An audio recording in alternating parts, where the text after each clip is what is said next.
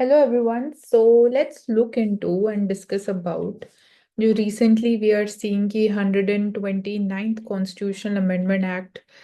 bill introduce किया गया है in the Parliament about one nation one election. So कुछ ऐसे concerns हैं related to this idea and the proposition which has been introduced.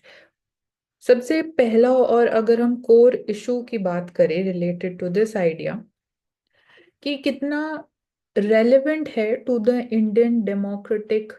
Setup because federal republic और अगर हम फेडरलिज्म की बात करते हैं which is the core aspect of the Indian democracy one nation one election कितना उसके सिंक में है क्या वो उसको कॉम्प्लीमेंट कर पाएगा बिकॉज फेडरल रिपब्लिक से ही रिलेटेड एक और idea है that is autonomy of the legislative bodies because 129th amendment bill ये बोलता है कि जो legislative assemblies हैं across different states and the parliament उनका term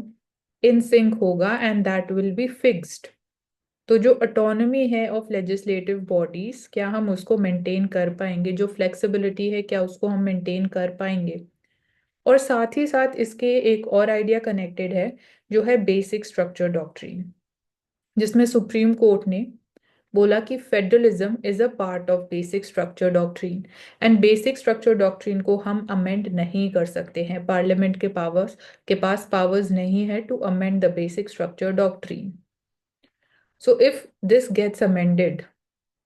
will it not violate again the spirit of the constitution itself? Another idea is कि जो हमारा एग्जिस्टिंग कॉन्स्टिट्यूशनल फ्रेमवर्क है जिसमें स्टेट असेंबलीज फंक्शन करती है एज ऑटोनमस लेजिस्लेटिव बॉडीज तो क्या ऑटोनमी वाला जो एलिमेंट है उसके ऊपर कितना इम्पैक्ट होगा of the idea one nation one election because independent tenure जो है स्टेट असेंबलीज का वो ऑल्टर हो जाएगा and that is again very core aspect attributed to India's federal structure या जो हमारा फेडरलिज्म है even when we talk about कि cooperative federalism, competitive federalism, क्या उसको इंटैक्ट रख पाएगा one nation one election? Then another concerns जो कुछ रेज किए गए by TDT Achary who's been the former secretary general of the लोक सभा कि क्या one nation one election horse trading को कर्ब कर पाएगा या कितने हद तक कर्ब कर पाएगा तो इसके रिगार्डिंग भी हम बोल सकते हैं बहुत ज्यादा अनसर्टेनिटी एग्जिस्ट करती है और अगर कर पाएगा तो कैसे कर पाएगा इस पे भी हमें अभी क्लैरिटी नहीं है एंड साथ ही साथ एक और जो मेजर प्रोपोजिशन है कि इसका एडवांटेज जो हो सकता है वन नेशन वन इलेक्शन का